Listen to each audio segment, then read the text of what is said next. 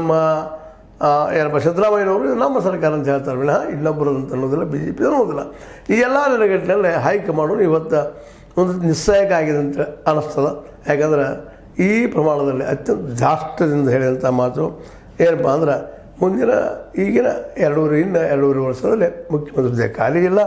ಮುಂದೆ ಅದ್ರ ಜೊತೆಗೆ ಇನ್ನೊಂದು ಮಾತನ್ನು ಹೇಳೋದು ಮರಿತಾ ಇಲ್ಲ. ಒಂದು ಮಾತು ಹೇಳ್ತಾರೆ, ಶಾಸಕರ ಅಭಿಪ್ರಾಯ ಪಕ್ಷದ ಹೈಕಮಾಂಡ್ ತೀರ್ಮಾನವಲ್ಲ. ಶಾಸಕರು ಏನೋ ಒಂದು ಸಲಹೆಯಲ್ಲಿ ಹೇಗೆ ಕೊಡ್ತಾರೆ, ಅದು ಎಷ್ಟು ಮಂದಿ ಇರ್ಬೋದು, ಕಡಿಮೆ ಜನ ಇದ್ದಾರೆ, ಕೆಲವು ಜನ ಇದ್ದಾರೆ, ಅದು ಹೈಕಮಾಂಡದ ಮಾತಲ್ಲ. ನಾವಿಬ್ಬರು ಹೈಕಮಾಂಡ್ ತೀರ್ಮಾನಕ್ಕೆ ಬದ್ಧ. ಈಗಾಗಲೇ ಹಲವು ಸಲ ಡಿ ಕೆ ಶಿ ಅವರು ಹೇಳಿದ್ದಾರೆ. ಅದೇ ಕಾಲಕ್ಕೆ ಈಗ ಡಿ ಕೆ ಶಿ ಅವ್ರ ಜೊತೆಗೆ ಇವತ್ತು ಸಿದ್ದರಾಮಯ್ಯರವರು ಸ್ಪಷ್ಟವಾಗಿ ಹೇಳ್ತಾ ಇದ್ದಾರೆ. ಅದೇ ಕಾಲಕ್ಕೆ ಇನ್ನೊಂದು ಮಾತು ಹೇಳ್ತಾರೆ ಅವರು, ಯಾರಿಗಾದರೂ ಶಾಸಕರಿಗೆ ಮುಖ್ಯಮಂತ್ರಿ ಆಗುವ ಆಸೆ ಇರೋದನ್ನು ತಪ್ಪಿರಲ್ಲ. ಹಾಗೆ ಅವ್ರು ಇರಲಿ, ಏನು ತಪ್ಪಂದ್ರು ಆಸೆ ಪಡಲಿ, ಅವ್ರು ಬಂದಾಗ ಆಗ್ತಾರೆ ಅಂತ ಅನ್ನುವಂಥದ್ದು. ಎಲ್ಲಕ್ಕಿಂತ ಮುಖ್ಯವಾಗಿ ಆಡಳಿತ ವಿರೋಧಿ ಅಲೆ ಇಲ್ಲ ಅನ್ನೋಂಥ ಮಾತು ಈ ಸಂದರ್ಭ ಹೇಳ್ಕೊಂಡಿದ್ದಾರೆ. ವಿರೋಧಿ ಅಲೆ ಆಯಿತು ಇಲ್ಲೋ ಅನ್ನೋದು ಇನ್ನು 2.5 ವರ್ಷ ಆದಮೇಲೆ ಗೊತ್ತಾಗುವಂಥ ವಿಷಯ, ಅದನ್ನು ಮಾತಾಡೋ ಅವಶ್ಯಕತೆ ನೀವು ಇಲ್ಲ ಅನ್ನಿಸ್ತದೆ.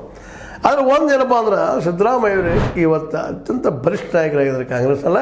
ಅವರು ಇವತ್ತು ರೈತ ಪರ ಮತ್ತು ಇಲ್ಲಿ ಅನೇಕ ಬಿದ್ದ ಜನರ ಪರವಾಗಿ, ರಿಸರ್ವೇಷನ್ ಪರವಾಗಿ ಒಂದು ಒಳ್ಳೆಯ ಡಿಸಿಷನನ್ನು ಯಾಕೆ ತೊಗೋಬಾರ್ದು. ಒಂದೇದು ಈಗಾಗಲೇ ನಮ್ಮ ಕಾಂತರಾಜ್ ಅವರ ನೇತೃತ್ವದಲ್ಲೇ ಜಾತಿ ಗಣತಿ ಆಯಿತು, ಎಜುಕೇಷನ್ ಗಣತಿ ಆಯಿತು, ಸಮಾಜ ಗಣತಿ ಆಯಿತು, ಆರ್ಥಿಕ ಗಣತಿ